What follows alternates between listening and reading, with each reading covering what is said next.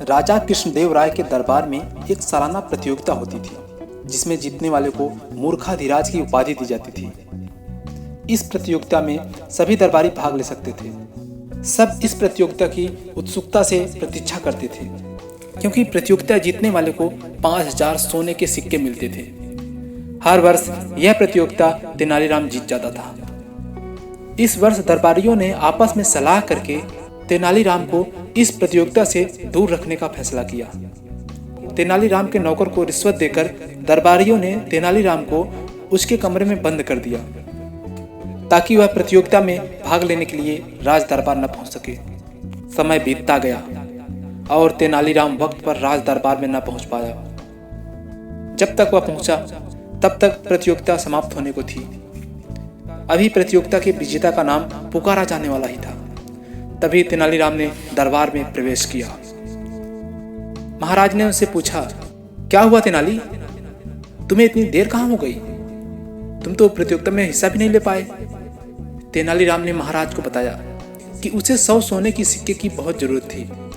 उन्हीं का इंतजाम करने में उसे देर हो गई। फिर महाराज बोले, अगर तुमने इस प्रतियोगिता में भाग लिया होता तो तुम अवश्य ही जीत जाते और फिर तुम्हारी पैसों की समस्या भी सुलझ जाती। तुमने बहुत बड़ी बेवकूफ़ी की है। तेनालीराम को चिढ़ाते हुए महाराज बोले, तुम बहुत बड़े मूर्ख हो तेनाली। मैं वास्तव में मूर्ख हूं महाराज। तेनाली ने दुखी स्वर में बोला, तेनाली आज तो तुमने बहुत ही बेवकूफ़ी की हरकत की है। तुम मूर्ख ही नहीं महामूर्ख हो। तुमसे बड़ा मूर्ख मैंने आज तक नहीं देखा। महाराज लंबी सांस लेते हुए बोले, इसका मतलब मैं अपना खिताब वापस जीत गया हूं? तेनाली खुशी से उछलते हुए बोला।